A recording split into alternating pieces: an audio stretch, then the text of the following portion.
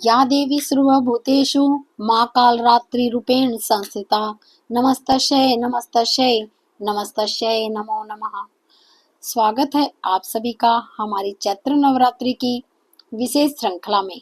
आज चैत्र नवरात्रि का 7वां दिन है और इस दिन माता कालरात्रि की पूजा अर्चना की जाती है। जैसे कि उनके नाम से ही विदित है कि देवी कालरात्रि का स्वरूप अत्यंत भयंकर है।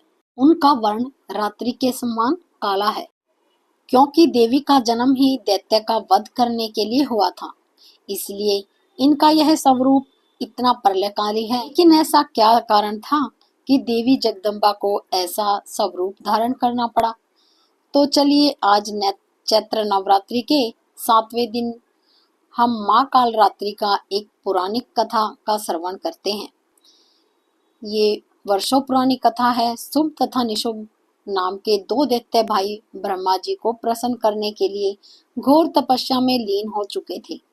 10,000 वर्षों के बाद जब ब्रह्मा जी प्रसन्न हुए और उन दोनों भाइयों को वरदान मांगने के लिए कहा, तो उन्होंने भी महिषासुर जैसे ही कुछ वरदान मांगा।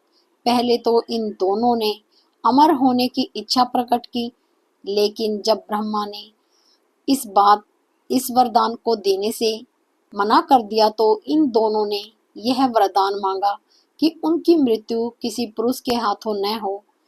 स्त्री को शक्तिहीन जानकर शुंभ निशुंभ ने यह वरदान मांग लिया कि केवल कोई स्त्री ही उनका सर्वनाश करेगी।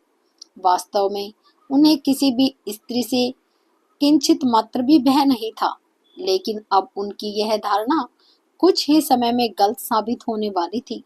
ब्रह्मा जी ने तुरंत ही उन्हें यह वरदान प्रदान कर दिया और जिसके फलस्वरूप उन्होंने तीनों लोकों में त्राही त्राही मचा दी। सभी देवताओं को स्वर्ग लोक से बाहर फेंक दिया। दोनों भाइयों के आतंक से परेशान होकर सभी देवी देवता पार्वती माता की शरण में गए। उन्हें सारी व्यथा सुनाई। देवताओं ने माता पार्वती से प्रार्थना की कि वे उनकी समस्या का कोई समाधान करें। और जब देवी पार्वती ने ब्रह्मांड की सुरक्षा के लिए जो भयंकर रूप धारण किया, उसी रूप का नाम देवी कालरात्रि पड़ा। देवी कालरात्रि के 3 नेत्र थे, जिनमें से क्रोध रूपी अग्नि निकल रही थी। जब शुंभ और निशुंभ को देवी कालरात्रि के प्रकट होने का समाचार मिला, तो उन्होंने सबसे पहले अपने 2 सेवकों चंड और मुंड को देवी से युद्ध करने के लिए भेजा। दोनों असुरों का देवी कालरात्रि के साथ बड़ा ही भयंकर युद्ध हुआ और अंत में वे दोनों ही देवी के हाथों मारे गए। और तभी से देवी का एक नाम चामुंडा भी प्रसिद्ध हो गया। शुंभ तथा निशुंभ का एक अन्य सेवक था, जिसका नाम था रक्तबीज। कोई साधारण असुर नहीं था वो।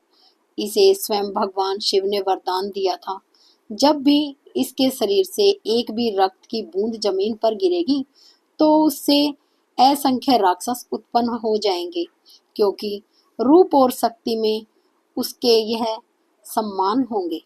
अब देवी कालरात्रि को रक्तबीज का सामना करना था। दोनों युद्ध भूमि में आमने सामने आ गए थे।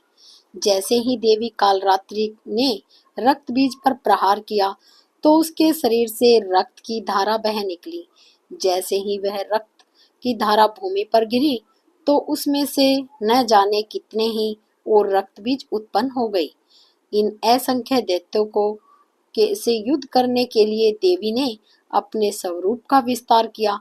लेकिन जैसे ही कोई भी राक्षस युद्ध भूमि पर ढेर हो, तो उसी समय शरीर से असंख्य राक्षस फिर उत्पन्न हो जाते। अब देवताओं को लगने लगा था कि रक्त बीज को समाप्त करना असंभव है, लेकिन तभी देवी काली ने अपनी बड़ी ही विचित्र लीला की। उन्होंने अपनी जीवा को करोड़ों योजन के क्षेत्रफल में विस्तृत कर दिया और अब जैसे ही वह एक रक्त बीज का वध करती, तो उसका सारा रक्त भूमि पर गिरने से पहले ही उसे पी जाती और इस प्रकार वह युद्ध भूमि में उत्पन्न हुए सभी राक्षसों का वध करती गई और उनके रक्त को भूमि पर गिरने से पहले ही उनका पान करती रही। अब केवल वास्तविक रक्त बीज ही युद्ध भूमि में अकेला रह गया था। देवी काली ने उसका भी सिर धड़ से अलग कर दिया और उसके संपूर्ण रक्त को पी लिया और इस प्रकार रक्त बीज मारा गया। अब इसके पश्चात शुंभ निशुंभ को देवी काली ने युद्ध करने के लिए आना ही पड़ा।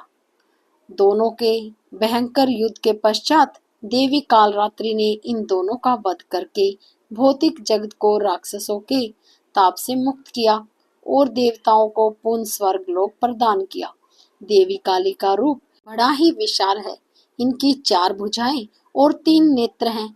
उनके होठ लंबे हैं और कान कर्णिका के पुष्पों के समान हैं। उनकी केश राशि फैली हुई है। उनका शरीर तेल से युक्त है और वे कांटों के समान आभूषण पहनती हैं। वे अपने बाएं पैर में चमकती हुई लोह लता धारण करती हैं। उनकी सवारी गदा है। उनके एक हाथ में तलवार और दूसरे में वज्र है। उनका तीसरा हाथ अभय मुद्रा में है और चौथा हाथ वर मुद्रा में है। चैत्र नवरात्रि के 7वें दिन देवी का कालरात्रि का पूजन अर्चना करने के लिए एक वेदी पर माता का विग्रह अथवा चित्र स्थापित कर सकते हैं। उन्हें कुमकुम रोली लगा सकते हैं।